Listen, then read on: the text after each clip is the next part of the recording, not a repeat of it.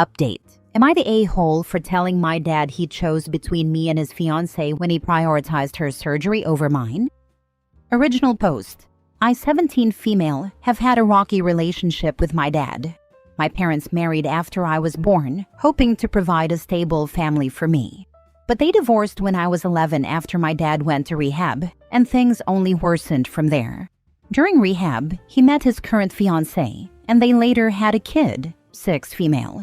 Since then, my dad has been mostly absent from my life. Whenever I have important events, he either has an excuse or doesn't show. I'd estimate he's been present for less than half of my events since their divorce.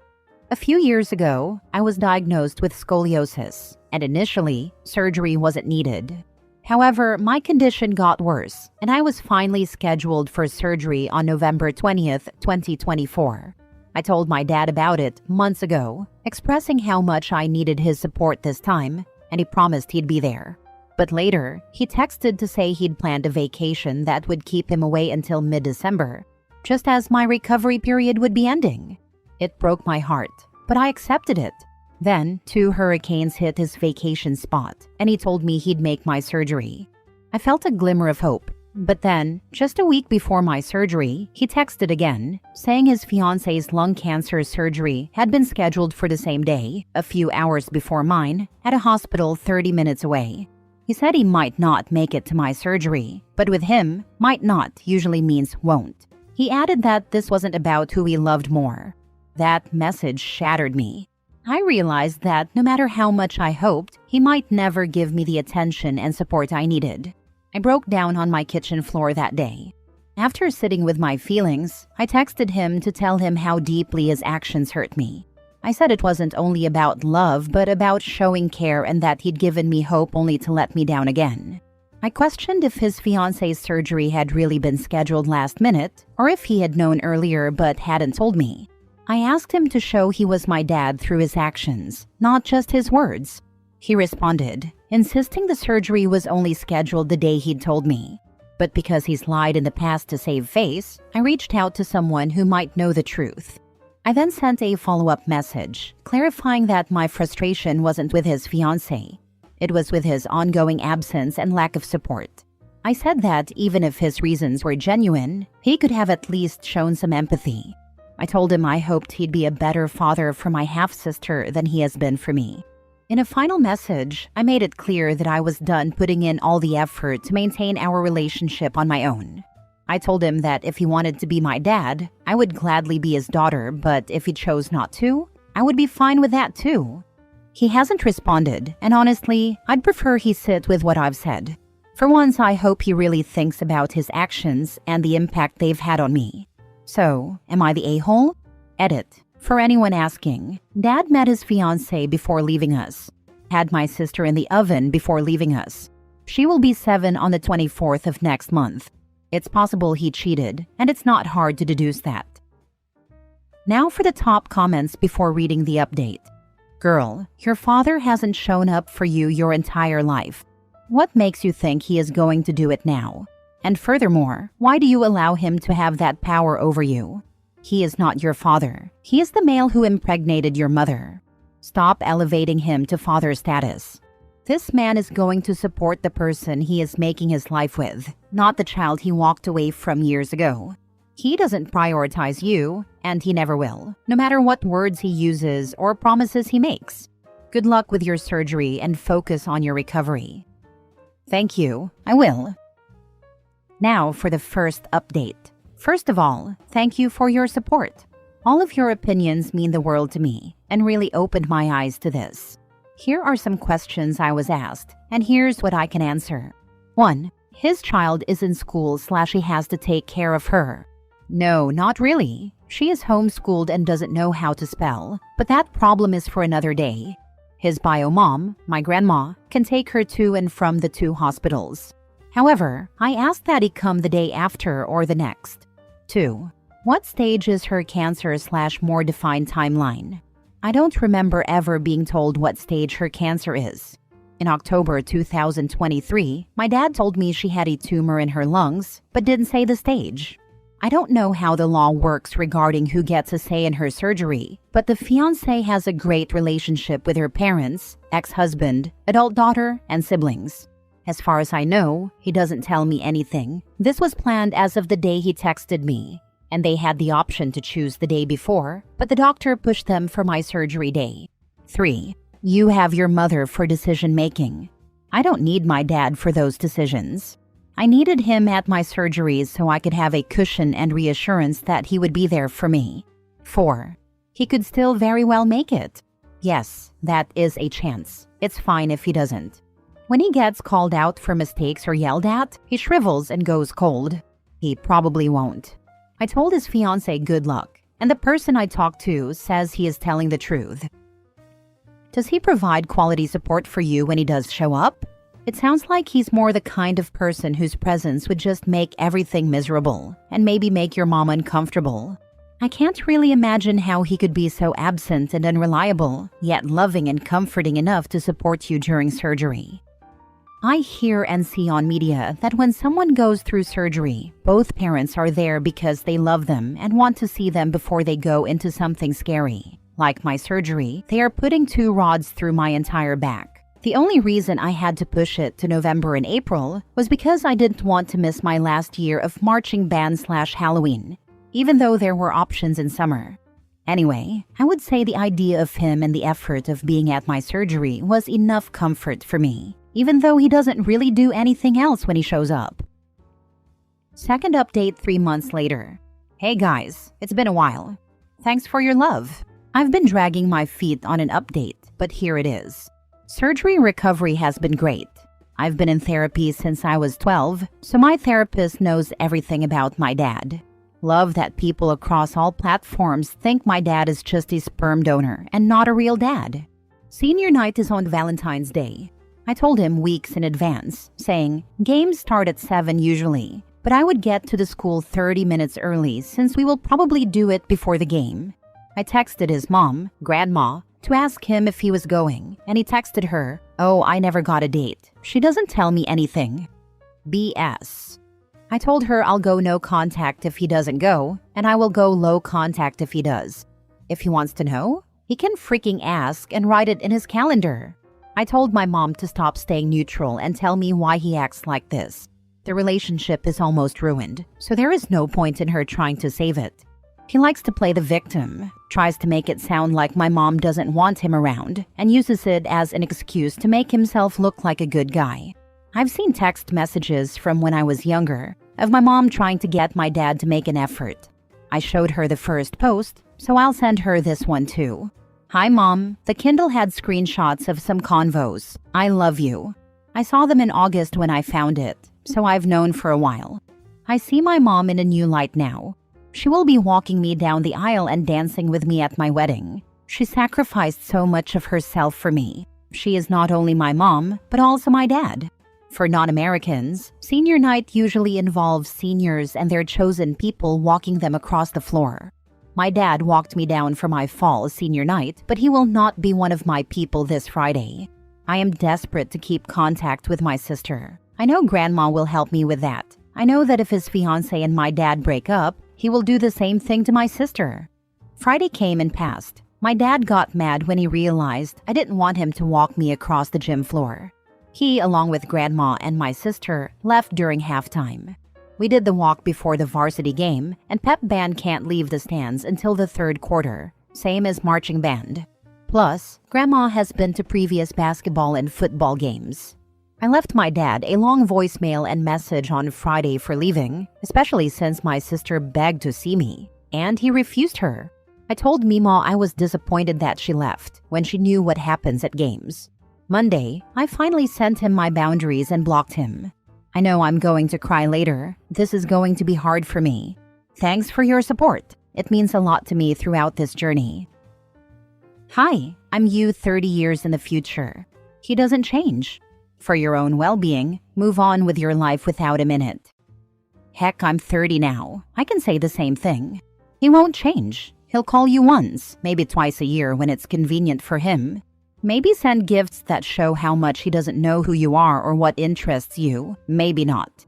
He'll send you the occasional pity party call or text. Call me. We don't talk enough, etc. Honestly, it's easier if he just forgets you exist and doesn't reach out at all. Easier to not get your hopes up. Your mom did the same thing mine did. He doesn't see who he's missing out on, watching you grow, learn, and succeed in life. Or being there to support you when you fall. Ain't worth the heartache trying to chase what ain't there. Yep, some dads just don't get it. No point in chasing what's not there. So what happened with the surgeries? It's not really an update to skip ahead multiple months and not touch on anything around the original posting. Did he make it to visit you? How's the lung cancer outlook? He won't tell me about her surgery, and he visited once for 30 minutes.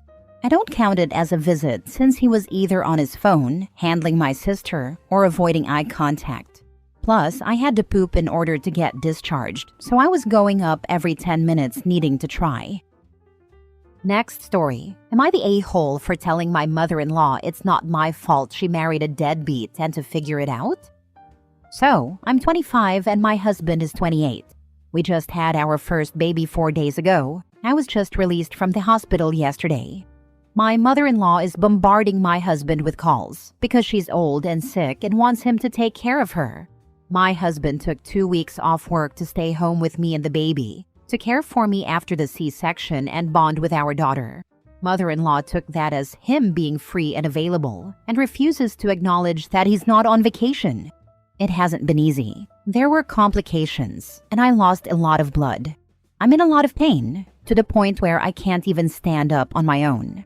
Our baby is very fussy and cries a lot. We're not really sleeping because she literally cries every hour.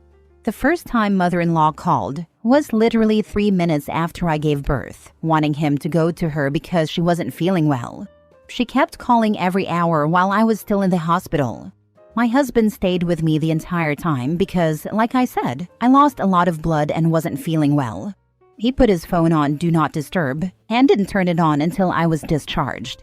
We were still in the hospital parking lot when she called. He answered, and when he explained the situation, she lost her absolute mind, so he ended the call. She hasn't stopped calling him since, and he blocked her number last night at 4 a.m. after 73 calls from her. She started calling me this morning, and I tried to be polite, but after 15 calls between 7 a.m. and 3 p.m., where she called me names, yelled at me, and insulted me, I snapped and told her to leave us alone because we have a newborn at home. She said she doesn't understand why he can't go to her because her husband never took care of her after she gave birth and wasn't really involved with the kids until they were 3 to 4 years old. I told her it's not my fault she married and had kids with a deadbeat and to leave us alone and figure her own problems out like an adult. My husband is on my side, but we're obviously biased, considering the amount of stress we're under at the moment. So I'm asking, because I don't know if it's just the stress and hormones and we're actually the problem, or if she is out of her mind to expect my husband to leave me alone at home in this condition. I'm posting here because I need unbiased opinions. I feel like an ass for what I said, and even if it's deserved, I should have worded my frustrations better. Now for the top comments. Was she in need before? Have you just disappeared and abandoned her? She has diabetes, and that's it. She's not bedridden or in need of 24-hour care. She just hates not being the center of attention, which is why her other kids went no contact, and father-in-law divorced her. She is fully capable of taking care of herself and being independent. My husband was already low contact with her before this, after she told him she didn't care about my pregnancy, when he refused to go watch a movie with her because we were having a prenatal checkup. I mean, it kind of depends. By old and sick, does that mean she just wants a servant to order around? Or does that mean she's at death's door and actually needs help standing up and getting to the bathroom? My mother pretended she was in the latter situation. I moved literally 11 time zones to take care of her in her final days. And now she's well on her way to unaliving me because she's an obnoxious, entitled, thankless, 24/7 bitch mode miser who is going to outlive me thanks to all the stress. And my already had 2 strokes and waiting on a final 1 damaged cerebrovascular mess. She's 71 with diabetes, but she's fully capable of being independent. She is fully mobile and can very well take care of herself. She just hates not getting attention from everyone. Not the a-hole. Your mother-in-law is behaving entitled. And congratulations on the baby. Entitled and insane. Block her. Don't unblock until you can walk. If she still acts like a crazy person, block her again. Rinse and repeat until she learns to not act insane. I agree with the insane part too. She's just losing her mind. And kudos to husband for standing up to her and protecting you. She will end up completely alone if she keeps this up, with no relationship with her grandbaby. Fafo. Last story. Am I the a-hole for not taking my father-in-law's last name after getting married? Hi all. I got married to my husband a year ago, and I am still wondering if I'm an a-hole. Before we got married, my husband and I talked and agreed that I could keep my current last name. It never occurred to me that I should tell anyone about our decision not to change my last name. At our wedding, the pastor announced us as Mr. John and Mrs. Jane, fake names for anonymity. No last name was announced. But I guess I did mention to my new sister-in-law that I was keeping my name. I'm not sure if she told my in-laws intentionally to cause conflict or if she actually didn't realize I hadn't told them. Anyways, once we got back from our honeymoon and finished moving into our new house, my husband's parents invited us over. What I thought was going to be a nice first visit as husband and wife quickly turned into a fight. My father-in-law said he had to have a serious conversation with me, and he began talking about how great and wonderful his last name is, and how people will automatically respect me in his community just because I would have the same name as him. I calmly as I could, I was so upset at this point I could hardly talk, told him my reasons for not wanting to change my name. 1. It's complicated and expensive to change IDs and such. 2. My current last name is unique. I've never met another person outside of my family with it. 3. My home business and degree were established under my current name. None of these reasons were good enough for him. He replied, well, other daughter-in-law changed her name, and she has the same degree as you. And then mother-in-law said it didn't cost her any money to change her name, but that was 40 years ago. Things change. I said, I don't feel that I further need to justify my decision to you since you're not listening or understanding my perspective. Now, father-in-law says I am insulting him by rejecting his name, and all his friends are going to suspect something is wrong and that I am making a mistake and that no one will respect me. I am full-on crying at this point, and all I could do was stand and say, I am going home. As we are walking out, father-in-law stands up and throws his hands up in a surrendering gesture, saying, I'm just trying to have a conversation. I think I could be the a-hole for 2 reasons here. 1. For not publicly announcing my intentions to keep my maiden name. 2. For walking out mid-conversation with my new in-laws. Not the a-hole, at all. It's your name. No one gets to tell you what it should or shouldn't be. I'd say if anyone is disrespecting other people's names, it's your father-in-law for not thinking your name is as good as his. The fact that he was so rude in his expression of his opinion only further proves you are not the a-hole for walking out and avoiding any more conflict, as most people would have done much worse. Thank you for your thoughts. I never considered that he was disrespecting my name, but makes sense. It also wasn't OP's responsibility to break the news to her father-in-law and ask permission to keep her name. If her husband thought this would be so traumatizing for his father, he should have had a conversation with him. And husband should have defended his wife against this attack. Not the a-hole. It's none of his damn business, honestly. You can keep your last name, take your husband's, both of you can pick a new one, or your husband could take your last name. My advice is stop trying to please those people because they sound impossible. Yes, I've realized it's impossible to please them. I would love to pick a new name with husband, but he's not on board with that idea.